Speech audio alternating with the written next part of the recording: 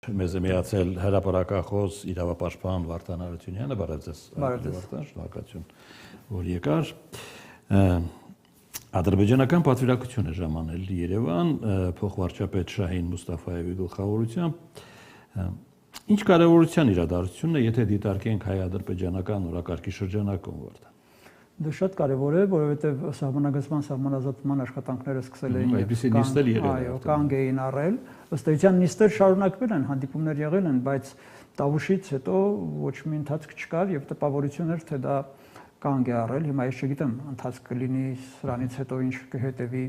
գործողություններ կլինեն, թե չեն լինի, սահմանագծում եւ սահմանազատումը կշարունակվի, թե որոնց արդյունքում պետք է ադրբեջանական զինվորական ուժերը դուրս գան Հայաստանի տարածքներից, թե ուղղակի կշարունակվի խոսակցությունը, այս անգամ արդեն պատվիրակությունների այցերով, եթե առաջ հանդիպում էին սահմաններին, ապա հիմա այցելում են Հայաստան, ապա Բաքու պետք է այցելեն։ Լավ կլիներ, որ այդ ընթացքը, որ սկսվել է, շարունակվեր, ավարտվեր, որոնց ընթացքում, այո, որոնց ավարտին արդեն մենք կունենայինք մեր հստակ գծված սահմանները եւ կիմանայինք ադրբեջանական զինվորական ուժերը դուրս գալիս են, թե դուրս չեն գալիս։ Թուրքիայում ԱՄՆ դեսպանն է ողջունում Թուրքիայի եւ Հայաստանի վերջին քայլերը մեջբերում եմ ուղղված իրենց տնտեսությունների եւ ժողովուրդների վերամիավորմանը։ Ինչու եմ սա հատուկ շեշտում, որովհետեւ ենթադրում եմ, որ զուգահեռ գործընթացներ են։ Այո, զուգահեռ են։ Ըստ էության Թուրքիան տարիներ շարունակ, եթե ոչ տասնամյակներ, 2 տասնամյակից ավել, միշտ ասել է, հենց կլուծվի Արցախի խնդիրը, ես Հայաստանի հետ խնդիր չունեմ, բացում եմ սահմանը։ Ըստ էության Արցախի խնդիրը 2020 թվականին Ադրբեջանը լուծեց հոգուտիրը։ Հայաստանի ջախջախիչ պարտությամբ այն լուծվեց, բայց Թուրքիան ձգում է։ Ինչու՞։ Շատ պարզ պատճառով, որովհետև Թուրքիան շարունակում է մնալ Ադրբեջանի այս դեպքում պարտությունից մեր պատերազմից հետո, այսպես ասենք, որ մի քիչ մեղմ հնչի, 2020 թվականի պարտությունից հետո Թուրքիան համաձայնել է լինել Ադրբեջանի խաղի կանոններում արդեն գործել այդ խաղը։ Քանի դեռ Ադրբեջանը Հայաստանից ունի պահանջներ, տանելիքներ, պարտադրանքներ, դեռ քանի Ադրբեջանը հագեցած չի կամ չի համարում, որ ամեն ինչ հնարավոր է վերցնել կամ ինչ ցանկանում է վերցնել, դեռ վերցնելու է, շարունակում է Թուրքիային եւ Հայաստանի մերձեցման կասեցումը շրջինես տարիներին, հայկական դիվանագիտությունը շատ թույլ է եղել միշտ։ Այն մի պահին, երբ տպավորություն էր, ես նույնիսկ այն ժամանակ մի քանի անգամ այդ թեմայով զրույցներ եմ ունեցել հարցազրույցի տեսքով, նաեւ հոդված եմ գրել, որ պահ էր, որ թվում էր Հայաստանը կարող է առանցին Թուրքիայի հետ պայմանավորվել եւ առանցին Ադրբեջանի հետ, բայց հայկական դիվանագիտությունը չկարողացավ այդ ամեն ինչը կենսագործել, չկարողացավ դա առարկայացնել եւ նորից Թուրքիան դե կարող էր որ դե եթե լիներ ճիշտ եւ լավ դիվանագիտություն մշակված, իսկ ինչու ոչ, դիվանագիտությունը ասում են հնարավորի արվեստ է, եթե հնարավոր, եթե ունես այդ հնարավորությունը, եթե ունես այդ կարողությունները, ապա կարողանում ես։ Ըստ էության ես չեմ ուզում թիրախավորել որևէ մեկին, բայց տեսեք,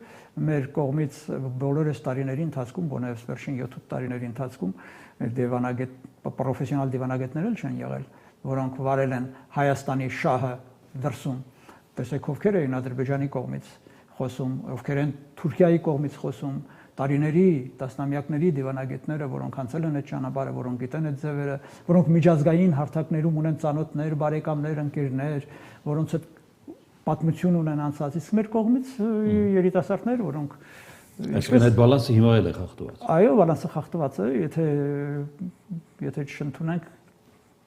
թե այս վերջին տարիների ընթացքում մերոնք ինչ-որ բան են ձեռք բերել, ես չգիտեմ։ Մի բան էլ եւ անցնենք առաջ։ Այս որոշակի ակտիվացումը Ադրբեջան, Թուրքիա, Հայաստան այս երանգյուններում որևէ կերպ առնչվում է հայկական ընտրությունների հետ։ Ընդհանրապես Ադրբեջանը եւ Թուրքիան իրենց տեսակետը հայկական ընտրությունների հետ արդեն արտահայտել են։ Իրենք ունեն իրենց նախընտրելի տեխնացուն, այդ կապակցությամբ բացահայտ հայտարարել են, որ իրենք կուզենային, որ Փաշինյանը մնար եւ շարունակեր իշխանավարել։ Մնացածը ես չեմ կարծում, թե նրանք այսօր խնդիր ունեն Հայաստանի ներքաղաքական կյանքին միջամտելու իրենց այդ այցերով։ Չեմ կարծում, դրա կարիքը նույնիսկ չկա էլ։ Օգնելու, ինչու՞ միջամտել ասելով միայն Դա հայտարարությունը արվեց ավելին ես չեմ պատկերացնում, ինչպես պետք է օգնեն։ 7 հայ պատանդների ընտանիքներն ու փաստաբանները դիմել են ՄԱԿ-ին, սա հատված է Արցախ միության տարածած հայտարարությունից, այսօր պահանջելով անհապաղ ազատ արձակել եւ դատապարտելով Ադրբեջանի կամայական դատավճիռները։ Սա ձեզ վերաբերում է, որովհետեւ լավ գիտեք հատկապես այս կտորը մեր պատմության։ Այս հարցը կա հայ-ադրբեջանական օրակարգում։ Այս հարցը հավանաբար կա հայկական դիվանագիտության օրակարգում, բայց հայկական դիվանագիտությունը այնքան վախվորած է ադրբեջանցիների հետ շփումներում, որ կարծում եմ, չեմ բացառում, որ նրանք միջազգային հարթակներում կամ միջազգային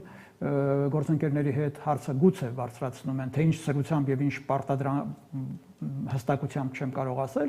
բայց Ադրբեջանի հետ որպես պայման, որպես նախապայման, կարծում եմ, որ ոչ։ Եթե նախորդ հարցի շարունակություն որպես, եթե մերոնք լինեին ունենային մշակված դիվանագիտություն, ունենային հեռահար քայլեր մշակված եւ այդ քայլերին տանող ճանապարհը կոնկրետ պատկերացնեին, ապա այո, հայ գերիների խնդիրը, պատանդների խնդիրը, առևանգված անձանց խնդիրը պետք է լիներ նաեւ ինչու ոչ արցախցիների տուն վերադառնալու իրավունքը, դրանք բոլորը հումանիտար խնդիրներ են եւ որևէ կերպ չէին կարող հակասել հայ-ադրբեջանական մերձեցմանը եւ կամ հայ-թուրքական մերձեցմանը, հակառակ դրանք կարող էին նպաստել այդ մերձեցմանը, եթե դրա ճիշտ մշակվեր, ճիշտ մատուցվեր եւ միջազգային հանրությանը եւ Ադրբեջանին եւ լիներ որպես նախապայման հայ-ադրբեջանական հարաբերություններում։ Տեսեք, Ադրբեջանը բազմաթիվ նախապայմաններ ունի այդ հարաբերությունները կառուցելիս ճանապարհներ, ես չգիտեմ, հազար մի պայմաններ արդեն հիմա չթվարկենք, մեր կողմից ոչ մի պայման չկա։ Հասկանալի է, մենք պարտվել ենք։ Հասկանալի է, պարտված կողմը մի քիչ ավելի խոնար է լինում, բայց լինել այդքան խոնար դա արդարացում չունի։ Այո, հայկական դիվանագիտությունը, եթե իր օրակարգում այդ խնդիրը դրած լիներ ժամանակին եւ հստակ աշխատեր այդ ուղղությամբ, մենք այսօր կարող ենք այդ խնդիրը կամ տեսնել լուծված կամ լուծման փուլում, հատկապես որ Ադրբեջանում այդ դատավարություններն արդեն ավարտվել են եւ թե միջազգային հանրության ճնշմամբ եւ աջակցմամբ, թե մերոնց կողմից ակտիվ գործողություններով հնարավոր կլիներ դա լուծել։ Ադրբեջանցիները այդ մարդկանց պատանդներին, նրանց բոլորին կարելի է պատանդներ անել, առևանգված անձանց պահում է որպես ճնշում հայկական կողմի վրա, իսկ հայկական կողմը ճնշումը ստանում է, բայց հակազդելու ոչ մի քայլ։ Հայ-ադրբեջանական շփումներից, հատկապես քաղաքացիական հասարակության ներկայացուցիչների գալիս են արձագանքներ, որ այդ զրույցներում նրանք շատ пассив են մասնակցում, հասկացնելով ընդամենը, որ ժամանակ տվեք մեզ, որովհետև դա շատ կարող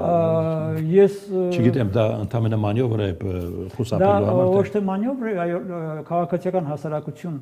ասածը Ադրբեջանում չկա։ Հայաստանում կա եւ եղել է միշտ։ Ադրբեջանը տոտալիտար երկիր է, նույնը որ ասենք Հյուսիսային Կորեայում քաղաքացիական հասարակություն, մոտավորապես կամ Ուզբեկստանում քաղաքացիական հասարակություն, դրա նման մի բան։ Ադրբեջանի քաղաքացիական հասարակությունը կամ գտնվում է իշխանության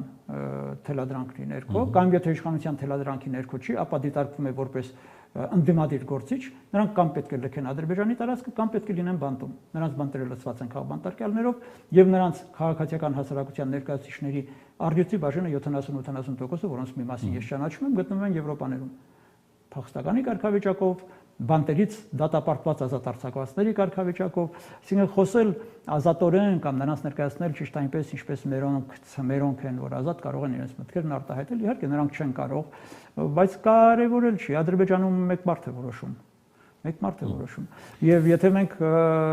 հասարակության այդ զրույցի համատեքստում շատ լավ է որ կան այդ հանդիպումները, բայց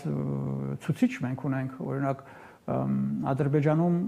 հակահայկականությունը պետական մակարդակով է քարոզվում դպրոցներում, մանկապարտեզներում եւ ամենուր եւ դա չի դադարել։ Ռամիլ Սաֆարովը դեռ իրենց մոտ ազգային հերոս է